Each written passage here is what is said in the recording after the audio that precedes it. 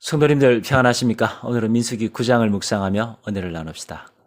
오늘 본문은 기원전 1445년 1월 14일에 지켜졌던 역사상 두 번째 유월절과 이 광야에서 백성들을 인도하던 구름 기둥을 이야기합니다. 1월 14일 유월절과 다음 날인 15일부터 21일까지 일주일간 지켜졌던 이 무교절은 비록 서로 다른 절기였지만 그럼에도 불구하고 이 두 명절을 합쳐서 그냥 유월절 명절이라고 부를 정도로 이 둘은 밀접하게 연결되어 있었습니다. 출애굽기 12장 6절입니다. 이달 열 나흔 날까지 간직하였다가 해질 때에 이스라엘 회중이 그 양을 잡고, 이 유대인 날짜 계산은 이 밤 12시가 아니라 이 저녁에 해가 지면 하루가 끝나고 다음 날이 시작됩니다. 그래서 1월 14일 유월절 오후에 양을 잡고 해가 진 후에 밤에 식사를 하기 때문에 이 엄격하게 계산한다면 이 유월절 식사는 14일이 끝난 다음 15일이 시작되는 무교절 밤이 바로 유월절 식사입니다. 그날 밤 죽음의 천사가 어린 양의 피를 보고 이스라엘 백성들의 집은 그냥 넘어갔지만 이집트의 장자들은 죽임을 당했습니다. 바로왕은 모세와 아론을 불러서 당장 이집트를 떠나라! 고 말하고 이스라엘 백성들은 신을 신고 허리띠를 띠고 지팡이를 잡은 채로 구운 양고기에 누룩을 넣지 않은 무교병과 쓴 나물을 먹었습니다. 다음 날 새벽에 출애굽이 시작되었는데요. 이 이스라엘 날짜 계산으로는 다음 날이 아니라 1월 15일과 같은 날인 무교절 첫날에 출애굽이 시작된 것입니다. 마태, 마가, 누가, 공간복음은 이 예수님께서 무교절 첫날에 유월절 식사를 하셨다라고 기록하는데요. 마가복음 14장 12절입니다. 무교절의 첫날, 곧 유월절 양 잡는 날에 제자들이 예수께 여짜오되 우리가 어디로 가서 선생님께서 유월절 음식을 잡수시게 준비하시기를 원하시나이까? 누가복음 22장 1절 7절입니다. 유월절이라 하는 무교절이 다가오매 유월절 양을 잡을 무교절 날이 이른지라. 즉 무교절과 유월절이 혼용되어서 구분되지 않고 사용되고 있는데요. 아무튼 확실한 것은 1월 14일 유월절 오후에 식사할 장소를 선택하고 해가 지고 1월 15일 밤이 되자 유월절 식사, 즉 최후의 만찬을 하였습니다. 그런데 요한복음은 예수님께서 신문을 받고 죽으신 날은 1월 15일 무교절이 아니라 유월절 준비일이었다라고 이야기하는데요. 요한복음 19장 13, 14절입니다. 빌라도가 이 말을 듣고 예수를 끌고 나가서 돌을 깐 뜰 히브리 말로 가다바에 있는 재판석에 앉아 있더라. 이 날은 유월절의 준비일이요.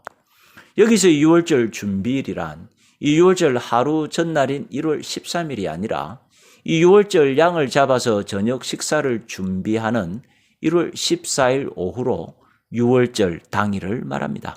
즉 공간복음은 예수님께서 유월절 다음 날인 1월 15일 무교절 첫날에 돌아가셨다라고 기록하고 이 요한복음은 유월절 준비일, 즉 유월절 당일인 1월 14일에 돌아가셨다라고 기록함으로써 유월절 어린 양으로 돌아가셨다라고 요한복음은 그렇게 강조합니다. 그러나 마태, 마가, 누가, 요한복음 모든 복음서들이 똑같이 예수님께서 돌아가신 날은 금요일이고 또 토요일 안식일 후 첫날인 주일 아침에 예수님께서 부활하셨다라고 기록합니다. 이 유월절은 구약 전체에서 가장 중요한 절기입니다. 죽음의 천사들이 어린 양의 피를 볼 때에 넘어감으로써 이스라엘의 장자들의 목숨이 구원을 얻었고 누룩이 없는 빵인 무교병을 먹음으로써 죄를 멀리하는 거룩한 삶을 살고 썬 나물을 먹음으로써 이집트에서 겪었던 고난을 기억하고 어린 양의 피는 예수님의 보혈을 상징합니다. 이 구원의 은혜는 유대인들에게만 국한된 것이 아니라 모든 민족, 모든 백성들에게 허락되는데요. 오늘 본문 민수기 9장 14절입니다. 만일 타국인이 너희 중에 거류하여 여호와 앞에 유월절을 지키고자 하면 유월절 율례대로 그 규례를 따라서 행할지니 거류민에게나 본토인에게나 그 율례는 동일할 것이니라. 여기서 타국인은 이스라엘 백성들과 함께 살면서 할례를 받고 믿음을 고백한 사람들입니다. 누구든지 믿음을 고백하는 사람은 하나님의 백성이 될 수 있습니다. 구약 시대에도 신약 시대에도 똑같았습니다. 오늘 본문은 당시 이 시체를 가까이에서 부정해진 사람들이 이 유월절을 지킬 수 없다면 어떻게 해야 하는지를 다루는데요. 민수기 9장 7절입니다. 그에게 이르되 우리가 사람의 시체로 말미암아 부정하게 되었거니와 우리를 금지하여 이스라엘 자손과 함께 정한 기일에 여호와께 헌물을 드리지 못하게 하심은 어찌하매니까. 이 당시 모세는 당신들은 부정하게 되었지만 내가 인정을 베풀어서 도와주겠습니다 라면서 자기 마음대로 하지도 않고 또 그렇다고 당신들은 부정하게 되었으니 어쩔 수 없습니다 라고 하지도 않고 모세는 먼저 하나님께 물어보겠으니 기다려 주십시오라고 말합니다. 성도님들, 중요한 것은 먼저 하나님께 여쭈어 보는 것입니다. 먼저 하나님의 뜻을 찾고 구하는 것이 중요합니다. 그래서 우리 예수님께서는 먼저 주의 나라와 주의 의를 구하라. 그리하면 이 모든 것을 너희에게 더하여 주시리라고 약속하십니다. 하나님께서는 이 부정에서 유월절을 지키지 못하는 사람들을 위해서 이 한 달 뒤에 2월 14일에 제2의 유월절을 만들어서 지키라고 말씀해 주십니다. 무슨 말씀입니까? 그만큼 이 구원의 은혜를 반드시 기억하고 기념하라는 것입니다. 지금 우리도 그렇습니다.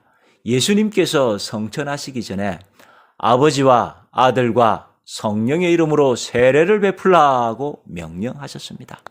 반드시 주님께서 우리에게 베풀어 주신 구원의 은혜를 기억하고 구원의 징표, 믿음의 징표인 세례를 받으라는 명령입니다. 또한 오늘 본문은 성막을 봉헌한 후에 이 구름 기둥, 불 기둥이 임했다라고 기록하는데요. 이 출애굽기와 레위기는 이 성막이 구름으로 덮이고 하나님의 영광이 가득하였다라고 기록하는데 오늘 보면 민수기는 하나님의 영광이 가득했다라는 기록은 없고 이 구름 기둥과 빌 기둥이 백성들을 인도하였다라고 기록합니다. 구름 기둥이 가면 백성들도 가고 구름 기둥이 서면 백성들도 서고 한 달을 머물면 한 달을 머물고 1년을 머물면 1년을 머물렀다라고 기록합니다. 무슨 말입니까? 광야 40년의 핵심, 하나님께서 책임져 주시는 삶의 핵심은 바로 하나님의 인도하심입니다. 하나님께서 우리 인생의 길에 빛을 비추어 주시고 그 걸음을 인도하시는 삶, 바로 그 삶이 광야 40년의 핵심, 하나님께서 책임져 주시는 삶인 것입니다. 오직 하나님께서 인도하시는 복된 천국 백성의 삶을 사는 저와 여러분, 우리 모두가 되시기를 축원드립니다. 기도드리겠습니다. 사랑과 은혜가 풍성하신 하나님 아버지, 유월절 어린 양 예수 그리스도 십자가 보혈의 공로로 우리를 구원하여 주신 은혜 감사드립니다. 이스라엘 백성들이 유월절을 기념하고 지켰던 것처럼 주님, 우리도 우리를 구원하신 십자가의 은혜를 잊지 않고 기억하며 살게 하여 주시고 모든 민족과 모든 열방을 향해서 십자가 복음을 전하는 우리가 되게 하여 주옵소서. 주님, 광야에서 이스라엘 백성들을 구름 기둥, 불 기둥으로 인도하여 주셨던 것처럼 인생의 광야를 걸어가는 우리의 삶에도 말씀의 빛을 비추어 주시고 인도하여 주옵소서. 예수님 이름으로 기도드립니다. 아멘.